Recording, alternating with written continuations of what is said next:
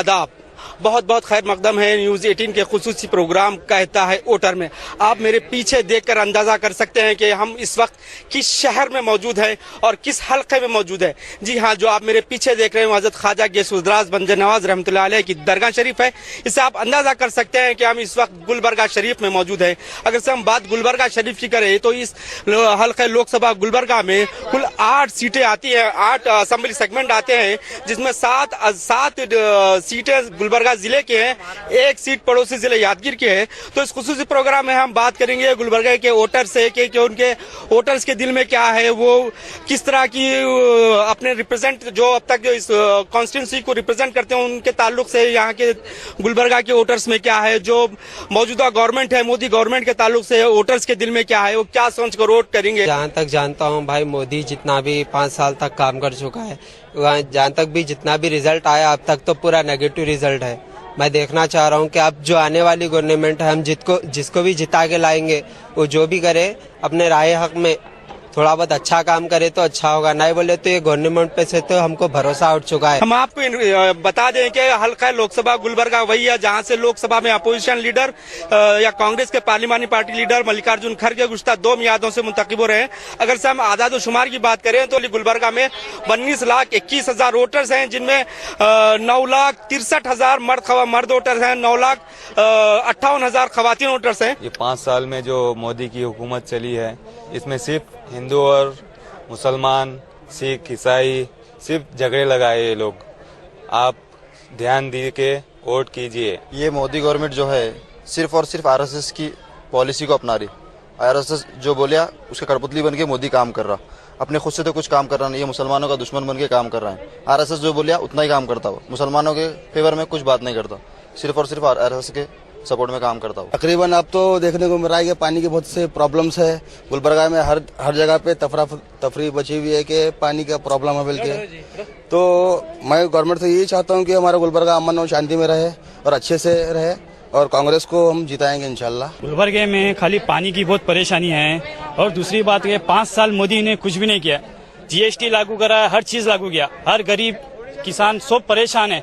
अभी जो कांग्रेस पार्टी को जिता के लाना है, जो 60 साल से कांग्रेस पार्टी जो करी हुकूमत, मोदी कुछ भी नहीं करा, खाली बस GST लागू किया, हर चीज लागू किया। हर इंसान परेशान है, रोजगार हर इंसान परेशान है, जो बंडी लगाने वाले उन लोग परेशान है, जो टेलर है वो लोग परेशान है। अभी जो है कांग्रेस पार्टी को जिता के लाना हमारा फर्ज है, बस यही मेरी बात है बस। अच्छा, आपको क्यों लगता है कि कांग्रेस आने से मुल्क में रोजगार बढ़ेगा, या फिर खड़गे साहब आएंगे तो गुलबर्गे को और तरक्की मिलेगी?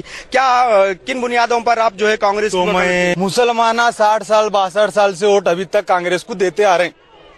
क्या मुसलमाना 60 साल से अभी तक कांग्रेस को वोट देते आ रहे हैं, उसका फायदा क्या हासिल करें, मैं पूछना चाहता हूँ। बात अगर रियासती सियासत की जाए तो कर्नाटक में 28 सीटें हैं लोकसभा की, जिसमें से सिर्फ 10 सीटें कांग्रेस के पास हैं, 2 सीटें JDS के पास है, बाकी 16 सीटें BJP के पास है। इस बार मुकाबला टफ होने का इम्कान जाहिर किया जा रहा है। अगर से हम बात गुलबर्गा सीट की जाए तो गुलबर्गा सीट यस्सी रिजर्व है। 2009 में हुए डीनोटिफिकेशन में गुलबर्गा सीट को यस्सी तबके के लिए रिजर्व किया गया है। इससे कबल का अगर से जायजा लिया जाए तो यहाँ पर 3 मरतबा से मुस्लिम उम्मीदवार मुंतखब होते आए हैं। एक मरतबा 1996 में खलील इस्लाम यहाँ से नुमाइंदगी किए, फिर 2009 और 2004 दो मियादों के लिए इकबाल अहमद सड़गी यहाँ से मेंबर ऑफ पार्लियामेंट मुंतखब होते रहे हैं। अगर से हम बात ओवरऑल किया जाए तो आज़ादी के बाद से सिर्फ 2 मरतबा ही ऐसा हुआ है जब ये सीट गैर कांग्रेसी उम्मीदवार ने हासिल की है। 96 में खलील इस्लाम ने JDS के टिकट पर यहाँ से कामयाबी हासिल की थी। 98 में BJP उम्मीदवार बसवराज पाटिल सेडम ने यहाँ से कामयाबी हासिल की थी। तो इस तरह से अगर से देखा जाए तो गुलबर्गा सीट को कांग्रेस का एक मजबूत गढ़ तस्वर किया जाता है, मगर इस बार क्या होगा इस पर तजस्सुस बरकरार है। के वोटर के दिल में क्या है? गुलबर्गा के वोटर में सिर्फ यही है कि अच्छा एजुकेशन होना, अच्छा काम होना, अच्छी तरबियत होना है। ये हिंदू मुस्लिम में बांटना और तमाम या हिंदू रहने या मुसलमान में ये को बांट कर जो परेशान कर रहे हैं, ये इंसानियत नहीं है। इंसानियत ये होना चाहिए हिंदू मुस्लिम भाई भाई, और तमाम एजुकेशनों के हद तक, बिजनेस सेंटर के हद तक, गरीब तबके के हद तक, ये कौन सी भी पार्टी रहने एक इंसानियत को इंसानियत समझ कर काम करे तो वो ज़्यादा बेहतर रहता है। वो नुमाइंदा भी अच्छा रहता है, वो गवर्नमेंट भी अच्छी चलती है, और काम करने के लिए हर कोई नुमाइंदे को खरीब आकर वोट डालने के लिए सहूलत होती है। बेरोजगारी ज्यादा बढ़ रही है, बच्चों के अंदर तालीम नहीं है, हुकूमत सिर्फ अपने रोटियां सेक रही है, बाकी कोई काम नहीं हो रहा। आपको लग रहा है कि पिछली सरकार ने कुछ करी होगी, ये सरकार आई तो उन्होंने कुछ करी, कुछ नहीं होने वाला। ये जाति तनाजा चलता रहेगा और हुकूमत अपनी अपनी रोटियां सेकती रहेगी, कुछ नहीं होने वाला इनसे। सर रोड तो उन्हीं को देंगे जो हमारे लिए काम करे, मुसलमान भाई के लिए काम करे, लेकिन कोई भी सरकार आती है हमारे लिए कुछ करती नहीं है, कांग्रेस हो या भाजपा हो, कोई भी है। तो इसलिए हम चाहते हैं कि हमारे ऊपर ध्यान दिया जाए। और रोजे में जो पड़ा है वो सबसे बड़ा गलत हुआ है, तो इसके लिए हम चाहते हैं कि रोजे में जो भी है इसका कुछ हल निकाला जाए, थोड़ा आगे पीछे अगर हो सके तो बहुत अच्छा होगा सर। इसके लिए आपको बता दें, यहाँ पर हमने जितने लोगों से बात की है उनमें अक्सरियत कांग्रेस की तायद कर रही है, मुकामी एमपी मल्लिकार्जुन खड़गे की तायद कर रही है। उन्हें तवक्को है कि अगर से खड़गे साहब दोबारा अगर से मुंतखब होकर आते हैं तो उनके हलकों में फिर से बुनियादी सहूलियात अच्छे होंगे, उनके मसाइल हल होंगे। हम दूसरे हलकों में चलते हैं, वहाँ पर जाकर बात करते हैं कि वहाँ की अक़लियती आबादी को किस तरह के मसाइल का सामना है। हल्के लोकसभा गुलबर्गा में अक़लियतों की भी काफी आबादी बसती है जो फैसला कुन मौकूफ रखती है। आइए जानते हैं यहाँ पर के अक़लियतियों के मसाइल क्या है, यहाँ की बुनियादी सहूलतें क्या है, पानी, बिजली, सड़क यहाँ पर अक़लियतों को किस तरह से मिल रहा है। अगर से अक़लियतों वोटों का तनासुब देखा जाए तो कम से कम यहाँ पर 25% अक़लियतें बसते हैं। क्या इस 25% अक़लियतों को कम से कम बुनियादी सहूलियात भी यहाँ पर मैसर है? इस मामले पर हम बात करते हैं। सर, क्या बुनियादी सहूलियात आपको यहाँ पर नहीं मिल रही? टोटली हमारे महल्ला बागबानपुरा और मखदुमपुरा मोमिनपुरा एरिया की ये तमाम सहूलतें जो है ना कोई भी इसमें मुयसर नहीं है। खासकर यहाँ पर जो है ना हमारे पास पानी का कोई सिस्टम नहीं है। आज हमारे बाजू महल्ले में जो है ना जिससे बड़ी मुश्किल से 200 मीटर का फासला है, वहाँ पर जो है ना 24/7 के जरिए 24 आवर्स पानी मिलता है, मगर हमको 5 दिन में एक मरतबा पानी बड़ी मुश्किल से आधा घंटा मिलता है। इसकी वजह से हमारे महल्ले के लोग सख्त नाराज हैं। अब इसके लिए हम डिस्ट्रिक्ट जो है ना एडमिनिस्ट्रेशन से पुरजोर गुजारिश करते हैं। इससे पहले भी उनको कई मरतबा मेमोरेंडम दिया जा चुका है, इसके बावजूद भी अब तक कोई एक्शन नहीं लिया गया। हमारे साथ और कुछ बुजुर्ग शख्सियत मौजूद हैं जो इस मोहल्ले के हैं। अच्छा जरा बताइए, आपके पास क्या मसाला है? आप जैसा कि आपके अभी साथी बता रहे थे कि आपके पास बिजली का भी प्रॉब्लम आपके पास चलता है, पानी की बुनियादी सहूलियत का फुकदान है, तो और क्या मसाइल? पानी वगैरह कितने दिन में एक मरतबा या कितने हफ्ते में एक मरतबा खुलता है आपके पास? 8 दिन लगते सब, कम से कम 8 दिन। इससे पहले आता नहीं पानी, और पानी आया तो पूरा गंदा पानी आता है और पूरा मैला पानी और पूरा गलीज पानी आता। सब पानी पीने के लिए दुनिया के लोग परेशान है, बीमार होते हैं उसमें पानी पीने के लिए। क्लीन पानी आता नहीं साफ करके बिल्कुल। हमारे साथ एक और हमारे गुलबर्गा के एक मारूफ शख्सियत है मोहम्मद मेराजुद्दीन साहब, जो समाजी कारकुन भी है, अक़लियती इश्यूज पर काफी काम करते रहते हैं, वक्फ के इश्यूज पर काम करते रहते हैं, समाजी बहबूद के इश्यूज पर काम करते हैं। सर, आप किस तरह से देख रहे हैं गुलबर्गा में क्या इश्यूज है जो अक़लियतों के ताल्लुक से जो इस इलेक्शन में मुद्दा बन सकते हैं? क्या है गुलबर्गा के वोटर के दिमाग में? बिल्कुल साहब, आप जैसा कि आप जानते हैं मुल्क में एक 15 नुकाती फार्मूला हमारे पास है। हालांकि उसके तहत बहुत सारे हमारे फलाह व बहबूद के काम होना चाहिए, मगर वो ज़मीनी सतह पर नहीं होते, या डिप्टी कमिश्नर के ऑफिस में हो जाते हैं या ऊपर कहीं मीडिया में होता है। लेकिन जहाँ हमारे बच्चे, जहाँ तालीमी मियार हो, तालीमी सहूलतें हो, उसका फुकदान है। दूसरा, हमारे पास कोई ऐसा सिस्टम नहीं है कि भाई मुसलमान बच्चों को एक स्टडी सर्कल हो, उनको लाइब्रेरी हो, एजुकेशन में एटलीस्ट ऐसी कोई बुनियादी सहूलतें नहीं है। तीसरा, हमारा जो माहौल है, हम किसी भी एरिया में जाएंगे, अगर गंदगी का कोई माहौल आया तो ये मुसलमानों का एरिया है क्या बोले सर का दिखता। की अगर से बात करें या फिर गुलबर्गा की बात करें तो औकाफी जायदादें काफी यहाँ पर है। अगर से हम पूरे रियासत का अगर से जायजा लिया जाए तो जिला बेंगलुरु के बाद सबसे ज्यादा औकाफी जायदादें जिला गुलबर्गा में मिलती है। हमारे साथ ये जो साथी मौजूद है वो औकाफी जायदादों पर भी काफी काम वगैरह कर रहे हैं। अच्छा सर, क्या देख रहे हैं हम गुलबर्गा में जो औकाफी जायदादें हैं उनका तहफ़्फ़ुज़ किस तरह से हो रहा है? क्या औकाफी जायदादों का तसर्रुफ सही तरीके से हो रहा है? क्या उसका इस्तेमाल सही तरीके से हो रहा है? टोटल गुलबर्गा में जितनी भी औकाफ की प्रॉपर्टी है वो पूरी की पूरी गैर महफूज है और इनके ऊपर बहुत ज्यादा इंक्रोचमेंट हो चुका है। इसके बावजूद भी ना औकाफ एडमिनिस्ट्रेटर को इसकी तौफीक है कि उनका सर्वे किया जाए और अपने औकाफ की प्रॉपर्टियों को महफूज किया जाए, ना ही जो है ना यहाँ की इंतजामिया को उसकी तौफीक होती है कि औकाफ की प्रॉपर्टीज को जो है ना महफूज करने के लिए उनका सर्वे करके वहाँ से जो इंक्रोचमेंट हुए उनको बेदखल किया जाए। यहाँ पर औकाफ के ताल्लुक से इंतहाई दर्जे की लापरवाही बरती जा रही है। अब इस पूरी बातचीत से ऐसा महसूस होता है कि अक़लियतें यहाँ पर आदम इत्मीनानी का इजहार कर रहे हैं, जिला इंतजामिया से आदम इत्मीनानी का इजहार कर रहे हैं, कॉरपोरेशन से आदम इत्मीनानी का इजहार कर रहे हैं। इनको शिकायत है कि जो सरकारी जो मुंतखब अवामी मुंतखबा नुमाइंदे हैं वो उनकी बात नहीं सुनते हैं और ना ही जिला इंतजामिया इनके मसाइल की तरफ तवज्जो देते हैं। यहाँ पर हम लेते हैं एक थोड़ा मुख्तसर सा वक्फा और मुख्तसर वक्फे के बाद हम बात करेंगे तो यहाँ के ताजिर बरादरी को किस तरह के मसाइल का सामना है उस पर बात करेंगे, कहीं जाएगा नहीं।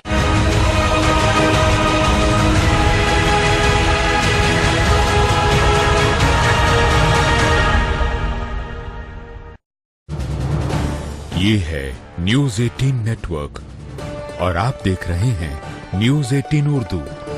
हमारी पहुंच आपकी ताकत।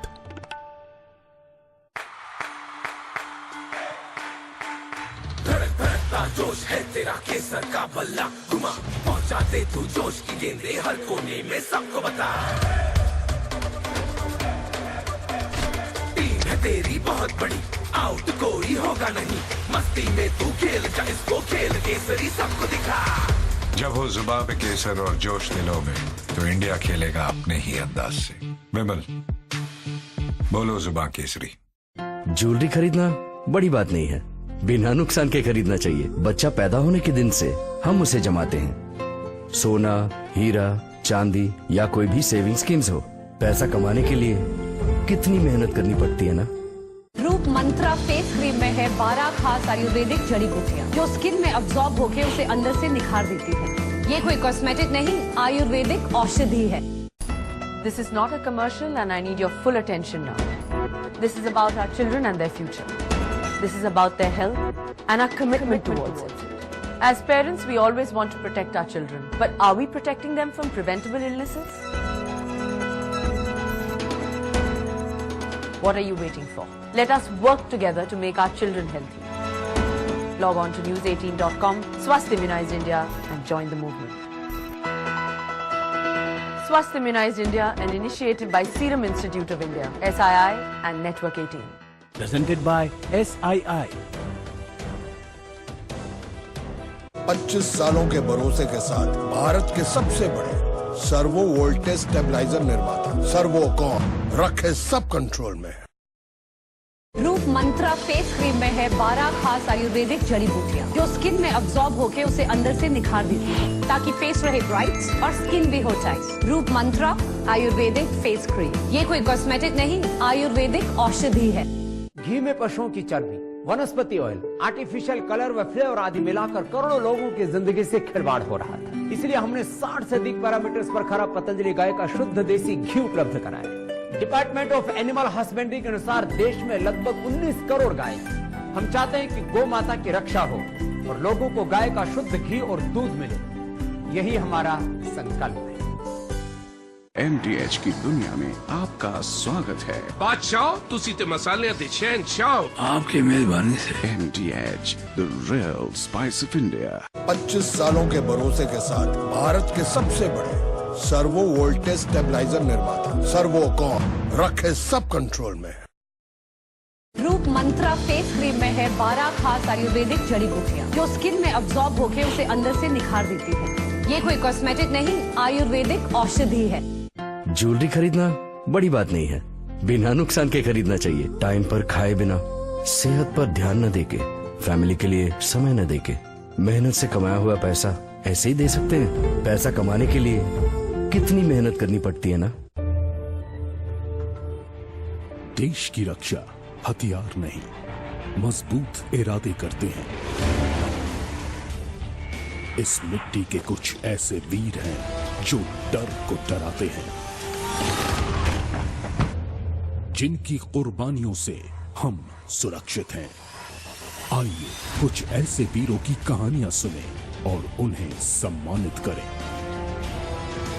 ईबेक्स पेश करता है जय हिंद सम्मान, जलता रहा है।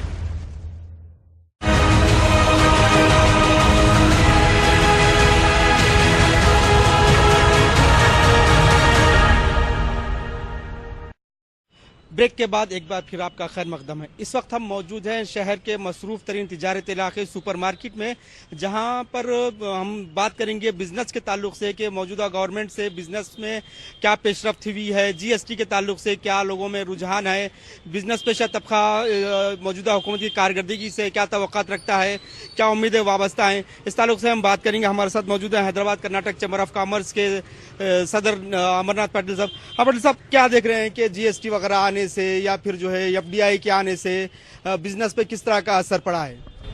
100% जीएसटी आने से मार पड़ा है, इसमें दो राय नहीं है। क्योंकि हमारा जो अनऑर्गेनाइज्ड सेक्टर था, जो रिटेल सेक्टर था, खास करके ये एफडीआई इन रिटेल सेक्टर आने से बहुत मार पड़ा है। हम चाहते हैं ये आने वाले जो सरकार जो है अपने मैनिफेस्टो में टोटल ऑल ओवर अगर हम देखें तो बिजनेस जो 28% लोग जो रिटेल सेक्टर में है उनको जीने के लिए, अपने बिजनेस सही चलाने के लिए कदम उठाए, अपने मैनिफेस्टो में ये सब चीज़ें डालें, तो ही हमारा ये जो रिटेल सेक्टर के लोग आराम से जिंदगी जीने का एक मौका मिलेगा। सर, गवर्नमेंट तो बताती है जीएसटी उसकी एक बड़ी कामयाबी है, उसका एक अचीवमेंट है, आप उसको नेगेटिव में बता रहे हैं।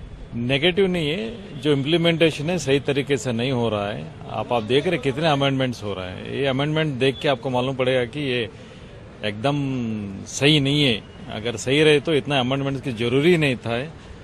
हम चाहते हैं कि इम्प्लीमेंटेशन सरल हो, सिंप्लीफिकेशन। अगर सिंप्लीफाइड नहीं है तो हर एक को बोझ बन के रहेगा, जब बोझ बनेगा तो फिर ये सही कलेक्शन भी नहीं होगा। सर, गुलबर्गा को तोर हब माना जाता है, तोर का कटोरा माना जाता है, तो तोर इंडस्ट्री को क्या क्या हमारे पास प्रॉब्लम फेस वगैरह हो रहे हैं, तोर इंडस्ट्री के बारे में क्या बोलेंगे? तोर इंडस्ट्रीज को अगर शुगर को जो महाराष्ट्र में अगर या दूसरा जगह पे जो पैकेज दिए, अपना एरिया में तुअर का आप बोले सर का तुअर का बहुत इम्पोर्टेंस है, उसको भी थोड़ा माफ करना कर्जा और बजट देना। कुछ 1000 करोड़ कुछ पैकेज जो पूछे थे हम Hyderabad Karnataka chamber of commerce से, वो अब तक नहीं दिए, और वही गन्ने को दिए, शुगर कैन को जो है ना उनको दिए, मगर तुअर को नहीं दिए। उसमें तुअर को दिए तो अच्छा है। और जो एफडीआई 100% रिटेल पे लाए हैं, ये बहुत बड़ा नुकसान है हम लोगों के लिए। आम बिजनेसमैन को बहुत लॉस हो रहा है इसमें। सर, आप भी एक बिजनेस से बिलोंग करते हैं, तो आप किस तरह की जो है हर्डल्स देख रहे हैं, किस तरह के अचीवमेंट्स देख रहे हैं, उसको क्या गवर्नमेंट से आप तवक्का रख रहे हैं? मैं तो अड़द व्यापारी हूँ, अब तो joint secretary chamber of commerce का हूँ। पूरा बेहाल हो गया हमारा गंज का व्यापार। जो शेतकारी लोग जो था उनका हमारा जो रिलेशन था वो रिलेशन अब टूट गए। ये डिमोनेटाइजेशन होने के बाद पैसे आने का भी नहीं, देने का भी नहीं, और जो भी धंधा है पूरा कोलैप्स हो है हमारा। पूरा व्यापार जो गंज का व्यापार जो रूटीन से सब धंधा चलते थे वो पूरा कोलैप्स होने के बाद सब धंधा ठंडा हो गया इसमें। बिजनेस तो बहुत ही डाउन हो चुका है ऑनलाइन आने की वजह से, और बहुत सारे गवर्नमेंट के पॉलिसीज भी है जो बिजनेस को ईजीफिकेशन नहीं हुआ बिजनेस के लिए। स्पेशली जो स्मॉल स्केल बिजनेस करते हैं और स्मॉल स्केल इंडस्ट्रीज है, बहुत ही गवर्नमेंट पॉलिसी से धक्का हुआ है। और बिजनेस के साथ साथ गुलबर्गा एक एजुकेशनल हब भी हो चुका है, और हम चाहते हैं कि ये आने वाले इलेक्शन में जो भी पार्टी आएगा जीत के, वो उनके मैनिफेस्टो में नेशनल इंस्टीट्यूट ऑफ टेक्नोलॉजी बोल के, ये नेशनल रिकॉग्निशन आईआईटी के बाद एनआईटी ही जो है नेशनल रिकॉग्नाइज्ड है। हम चाहते हैं कि गुलबर्गा में एक एनआईटी इंस्टीट्यूट यहाँ पे आए और यहाँ के लोगों के लिए एजुकेशन अच्छा सहूलत के लिए यहाँ पे एनआईटी आना चाहिए। अब देखा जाए तो यहाँ पर हमने कई बिजनेसमैनों से बात की जिनका ये कहना है कि रिफॉर्म्स चाहते हैं, चाहे वो जीएसटी में रहने दीजिए, चाहे एफडीआई पॉलिसी में रहने दीजिए, ये टोटली रिफॉर्म्स चाहते हैं जिससे कि बिजनेस फिर से ग्रो हो, फिर से मार्केट अपने कदमों पे ठहर सके। हमारे साथ कुछ और भी लोग मौजूद हैं, आइए जानते हैं कि उनके क्या मसाइल हैं, वो किस तरह से गवर्नमेंट चाहती है, क्या एक्सपेक्टेशन आपको क्या कहता है, वोटर का क्या कहना, आप एज ए वोटर क्या सोच रहे हैं? देखिए, वोटर तो ये नहीं सोचते कि भाई आम आदमी को फायदा हो और कमजोर आदमी भी ऊपर उठे, मजदूर पेशा लोग भी काम कर सके। आज हिंदुस्तान के अंदर बहुत से मजदूर पेशे लोग हैं और जो है ना परेशान हाल की ज़िंदगी गुजार रहे हैं, और इतना मार पड़ा है व्यापारी को और जो ना रैयत को, ज़राअत वालों को, हर आदमी आज परेशान। हम अभी भी सुपर मार्केट में आइए बात करते हैं कुछ लोगों से कि वो किस तरह से एक्सपेक्टेशन रखते हैं, क्या है उनके दिल में, किस तरह की प्रेफरेंस है उनके, किस तरह की तरजीहात है वोट डालने से? बोले हाँ सर, क्या सोचकर आप वोट डालेंगे? क्या है आपके एज ए वोटर आपके दिल में क्या बात है? स्टेट में अलग रहता है, सेंट्रल में अलग रहता है। सेंट्रल का सिक्योरिटी हिसाब से हम देखना पड़ता है, और सिक्योरिटी हिसाब से इस वक्त तो जो चल रहा है मोदी सरकार, उसी को हम मदद करेंगे। नेशनल इशू लेके तो हम बीजेपी को सपोर्ट करना चाहिए। क्यों बोले तो हमारा देश बहुत आगे तरक्की में आ रहा है। देश की उन्नति के लिए हम बीजेपी को सपोर्ट सब करना है। हमारा लोकल गुलबर्गा अभी बहुत बैकवर्ड है, इसको आगे हम आना चाहे तो हमको बहुत विकास की तरफ हम मुंह करके हम उधर इधर देखने से बजाय बीजेपी को वोट करना चाहिए सब। सर आप किस तरह से करेंगे? आपके पास क्या है जो क्राइटेरिया है वोट के लिए? आप किस तरह का लीडर चाह रहे हैं? आपके पास क्या क्राइटेरिया है? नहीं, हमारा देश को यूनिटी चाहिए। सारा दुनिया में हम सिर दिखा के देंगे, उस वास्ते मोदी सरकार और एक बार आना चाहिए। ये जो मजबूती हम जो आराम से सो रहे हैं, ये मोदी कारण है अभी फिलहाल। और जो अपोजिशन वाले बोलते हैं कि ये मोदी क्या कर रहा है, मोदी जो भी कर रहा है बहुत कुछ कर रहा है। 24 घंटे में कम से कम बेचारा वो 18 घंटा तो काम करा देश के लिए, 6 घंटा तो सोने दो उसको, वो भी नहीं सोने दे रहे। नहीं, मोदी अगर और एक बार बैठा, सबका काटा बंद, करप्शन जो भी भ्रष्टाचार है वो सब बंद होने वाला है। अच्छा, मगर बात अगर से आप करप्शन कर रहे तो अपोजिशन कर रही है राफेल सबसे बड़ा घोटाला है, उस पर मोदी जवाब नहीं दे रहे हैं। वो गलत है, बोल सकते हैं भाई। और कांग्रेस वाले अब तक जो खाए वो बोल नहीं सकते कि भाई हम 70 साल से खाए, और कितने उनमें घोटाला है। ये कोयला घोटाला हुआ, 2G घोटाला हुआ, ये सब कौन किए? कांग्रेस वाले किए। अब बोलते हैं मोदी पे कुछ तो कुछ। आपको क्या लगता है कि जो कांग्रेस के जो ये अपोजिशन जो एक साथ मिलकर जो आ रहे हैं, महागठबंधन बना रहे हैं, वो कितना सक्सेस होगा, नेशनल लेवल पे कितना काम करेगा? नहीं, वो तो वोटर के ऊपर निर्भर है। अगर आपको क्लीन प्राइम मिनिस्टर चाहिए तो वोटिंग करना चाहिए। अब आप कर्नाटक का परिस्थिति देख रहे हैं, आप कर्नाटक का क्या हाल है। तो आपको अच्छा देश तरक्की चाहिए तो अच्छा आदमी को चुन के लाइए। अभी हर एक को चांस देना चाहिए। अभी राहुल को चांस देंगे। अच्छा, सबको चांस देना चाहिए। राहुल गांधी में आपको क्या खास बात दिख रही है जिससे आपको चांस देना चाहते हैं? कुछ अभी तक तो दिखी नहीं, अभी चांस देने के बाद दिखेगी। अभी वो तो फर्स्ट टाइम प्राइम मिनिस्टर बनने जा रहा है, अभी बनने के बाद वो देखेंगे उसका भी। अभी तो 5 साल ये लोग को देख लिया, अभी उसको भी देखेंगे, वो भी तो नया प्राइम मिनिस्टर बन रहा है। सबको चांस मिलना चाहिए। प्रेजेंट गवर्नमेंट में आपको ऐसा क्या नजर आ रहा है, खराब नजर आया जो आप तब्दीली की बात कर रहे हैं? खराब क्या नजर आता है? किसान लोग फांसी डाल रहे, 3000 करोड़ का स्टैचू बनाते हैं। अगर वही किसानों में अगर कुछ मिल जाता तो वो जरूरी बाद में बना सकते ना, पहले जरूरी क्या है वो करो। ये ग्लोबल में क्या है, पूरा अनएम्प्लॉयड ज्यादा है। ये 50-60 साल कर, ये MS मिल बंद होने के बाद कुछ भी एम्प्लॉयज नहीं होगा, फैक्ट्री बड़ा फैक्ट्री भी नहीं होगा। उसके वास्ते सब लोग नाराज है। उसके वास्ते कौन गरीब लोगों को एम्प्लॉय देता, वो लोग आना ही पड़ता, वो चांसेस है। अच्छा सर, जो प्रेजेंट MP हैं मल्लिकार्जुन खड़गे कांग्रेस के, उनको आप किस तरह से देख रहे हैं? वो हम तो ये 20-25 साल से हम देख रहे, वो काम कर रहे। वो एम्प्लॉय से ये क्या निरुद्योग समस्या है ना, वो अभी तक सालों नहीं कराया। मल्लिकार्जुन खड़गे जो है ना, अभी फिलहाल मौजूदा सूरत हाल में बेहतरीन कैंडिडेट है गुलबर्गा से, क्योंकि दूसरी पार्टियों के कैंडिडेट भी जो है ना इतना अभी तक कुछ काम हुआ नहीं है। गुलबर्गा में जितने भी काम हुए हैं पार्लियामेंट के थ्रू, तो मल्लिकार्जुन खड़गे साहब का बहुत बड़ा इसमें दखल है। तो लगता है शायद इस मरतबा भी जो है ना वही बहुत मेजॉरिटी से जीतेंगे गुलबर्गा से। आप किस तरह से देख रहे हैं खड़गे साहब के परफॉर्मेंस को? अभी जैसा कि हमारे दोस्त बताया जमील अहमद ने, जिस तरह के हमारे मल्लिकार्जुन खड़गे साहब का जैसा कि यहाँ पर गुलबर्गे में उनका होल्ड है, तो उस अंदाज से देखा गया तो अब की बार कांग्रेस ही आएगी इलेक्शन में। हमने इस एपिसोड में कोशिश की कि गुलबर्गा के मुख्तलिफ इलाकों में जाकर गुलबर्गा के मुख्तलिफ राय दहिंदों, मुख्तलिफ वोटर से बात की जाए, क्या उनके दिल में है, गुलबर्गा के वोटर्स के दिल में क्या है। तो हमें यहाँ पर मिला जुला रद्द-ए-अमल का इजहार देखने को मिला है। कुछ वोटर्स जो है कांग्रेस के तायद कर रहे हैं, मुकामी MP मल्लिकार्जुन खड़गे की तायद कर रहे हैं। तो कुछ लोग जो है प्राइम मिनिस्टर मोदी के कारनामों की सताइश कर रहे हैं, रास तौर पर मोदी को दोबारा जीत कर लाने की बात करें। तो कुछ लोग जो है कांग्रेस को, राहुल गांधी को जो है वजीर आजम देखने की ख्वाहिश रखते हैं। उम्मीद करते हैं कि कहता है वोटर्स का ये गुलबर्गा चैप्टर, ये गुलबर्गा एपिसोड आपको पसंद आया होगा। फिर आपसे मुलाकात होगी। अपने मेज़बान जवाद मीर को दीजिए इजाज़त। आदाब।